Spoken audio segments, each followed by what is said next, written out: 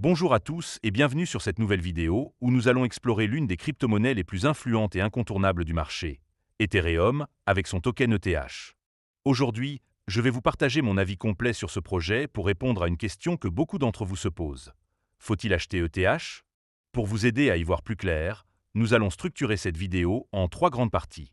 Tout d'abord, nous remonterons aux origines d'Ethereum pour comprendre d'où vient ce coin et quelle est sa mission. Ensuite, nous passerons en revue les avantages qui pourraient vous convaincre d'investir dans ce token. Et enfin, nous examinerons les inconvénients, car il est crucial de bien comprendre les risques avant de se lancer.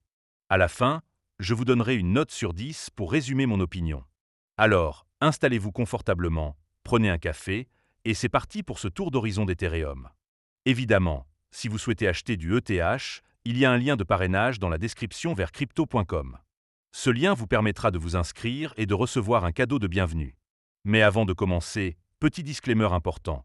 Les informations partagées dans cette vidéo sont fournies à titre purement informatif et ne constituent en aucun cas un conseil financier. Je vous encourage vivement à vérifier chaque détail et faire vos propres recherches en complément de cette vidéo. Commençons sans plus attendre avec la première partie. D'où vient cette crypto ETH?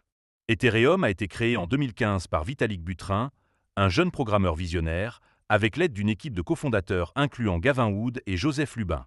Contrairement à Bitcoin, qui se concentre sur le rôle de monnaie numérique décentralisée, Ethereum a introduit une innovation majeure, les contrats intelligents ou smart contracts.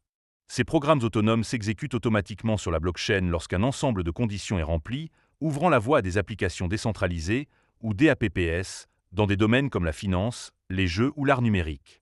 Ethereum est une blockchain de couche 1, conçue pour être une plateforme programmable où les développeurs peuvent construire des solutions variées. Le token ETH joue un rôle central dans cet écosystème.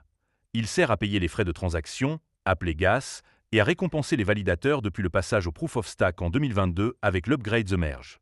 Avec une capitalisation boursière d'environ 250 milliards de dollars et un prix actuel autour de 2100 dollars, Ethereum est la deuxième plus grande crypto-monnaie après Bitcoin. Le projet a évolué au fil des ans avec des mises à jour majeures, comme l'introduction des EIP 1559, qui brûlent une partie des frais pour réduire l'offre en circulation, et des améliorations comme le sharding, prévues pour optimiser la scalabilité. Ethereum domine le secteur de la finance décentralisée, ou DeFi, et des NFT, avec des plateformes comme Uniswap ou OpenSea construites sur son réseau. Cependant, des défis comme la concurrence et les frais élevés ont suscité des débats, mais nous y reviendrons. En résumé, Ethereum est une plateforme pionnière qui a redéfini ce que la blockchain peut accomplir en mettant l'accent sur la programmabilité et l'innovation. Passons maintenant à la deuxième partie, où nous allons explorer les avantages d'Ethereum. Le premier bon point, c'est son écosystème riche et diversifié. Ethereum héberge des milliers de DApps, représentant environ 60% de la valeur totale verrouillée dans DeFi, soit plus de 100 milliards de dollars.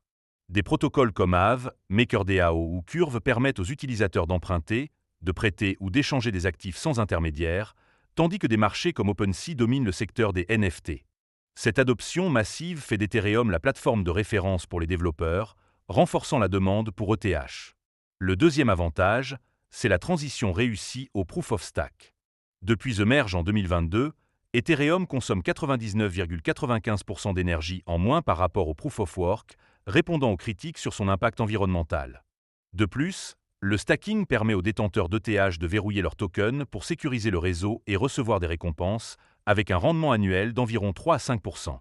Cette réduction de l'offre circulante, combinée au brûlage des frais via EIP 1559, crée une pression déflationniste qui pourrait soutenir la valeur d'ETH à long terme. Le troisième point positif, c'est l'adoption institutionnelle croissante. L'approbation des ETF Ethereum Spot aux États-Unis en juillet 2024 a ouvert la voie à des investissements massifs, avec des acteurs comme BlackRock et Fidelity proposant des produits accessibles aux investisseurs traditionnels. Bien que les flux entrants aient été mitigés récemment, la légitimité apportée par ces ETF renforce la crédibilité d'Ethereum. De plus, des entreprises comme Microsoft et JP Morgan utilisent Ethereum pour des solutions blockchain, ce qui montre son attrait au-delà du secteur crypto. Le quatrième avantage, c'est la communauté de développeurs inégalée. Ethereum compte plus de développeurs actifs que les 5 prochaines plateformes de smart contracts combinés, selon des rapports récents. Cette communauté dynamique garantit des améliorations continues, comme la mise à jour Pectra prévue pour mai 2025, qui vise à simplifier l'architecture et à réduire les coûts de transaction. Cette activité constante fait d'Ethereum un projet résilient, capable de s'adapter aux besoins du marché. Enfin, le cinquième avantage, c'est le potentiel de croissance lié aux tokenisations d'actifs réels, ou RWA. Ethereum est un leader dans ce domaine, avec des projets comme BlackRock tokenisant des fonds du marché monétaire sur son réseau. La tokenisation, qui permet de représenter des actifs comme l'immobilier ou les obligations sur la blockchain, pourrait atteindre 16 trillions de dollars d'ici 2030, selon certaines projections.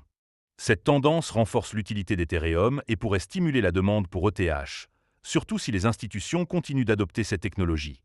Mais bien sûr, aucun projet n'est parfait, et c'est pourquoi nous passons maintenant à la troisième partie, les inconvénients d'Ethereum. Le premier inconvénient, c'est la concurrence croissante.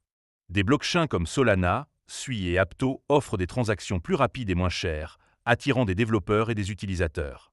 Par exemple, Solana traite 65 000 transactions par seconde contre 15 pour Ethereum, et ses frais sont souvent inférieurs à 0,01 $. Cette compétition a conduit à une fuite de capitaux vers ces réseaux, avec Ethereum perdant du terrain dans certains secteurs comme les jeux blockchain. Le deuxième inconvénient, c'est la volatilité du prix. ETH a chuté de 47% en 2025, passant d'un sommet de 4 000 $ à environ 2 100 $ récemment. Des analystes comme Peter Brandt ont même prédit un possible retour à 8 cents $, bien que cela reste spéculatif. Cette instabilité, exacerbée par des liquidations de futurs et des sorties de fonds des ETF, peut décourager les investisseurs prudents. Bien que des hausses de 29,61% sur 7 jours aient été observées récemment, le marché reste imprévisible. Le troisième point négatif, c'est les frais de transaction élevés. Malgré des améliorations, les coûts de gaz sur Ethereum peuvent dépasser 10 $ lors des pics de congestion, rendant les petites transactions coûteuses. Bien que les solutions de couche 2, comme Arbitrum ou Optimism, réduisent ces frais, elles ajoutent une complexité qui peut rebuter les nouveaux utilisateurs. Cette problématique limite l'accessibilité d'Ethereum pour les applications à petite échelle ou les utilisateurs dans des régions à faible revenu. Le quatrième inconvénient, c'est le manque d'intérêt pour les ETF Ethereum. Contrairement aux ETF Bitcoin, qui enregistrent des entrées massives, les ETF ETH ont vu des sorties nettes de 94,1 millions de dollars sur 2 semaines en avril 2025, reflétant une faible confiance institutionnelle. De plus, le report par la SEC de l'approbation du stacking pour les ETF ETH pourrait freiner les flux entrants, car le stacking est un attrait majeur pour les investisseurs. Enfin, le cinquième inconvénient, c'est la complexité technique et les risques d'exécution. Les mises à jour comme le sharding ou Pectra sont ambitieuses mais complexes, et des retards ou des bugs pourraient affecter la confiance. De plus, la dépendance d'Ethereum à son écosystème DApps signifie qu'une baisse d'activité, comme observé récemment avec des volumes de trading proches de creux historiques, pourrait peser sur le prix. Ces défis techniques et économiques nécessitent une vigilance constante de la part des investisseurs. Nous voici maintenant à la conclusion, où je vais résumer mon avis sur Ethereum et lui donner une note sur 10. Ethereum reste une force dominante dans l'univers crypto, grâce à son écosystème vibrant, sa transition réussie au Proof of Stake, son adoption institutionnelle, sa communauté de développeurs et son potentiel dans la tokenisation. Cependant, la concurrence, la volatilité, les frais élevés, le manque d'intérêt pour les ETF et les risques techniques sont des obstacles significatifs.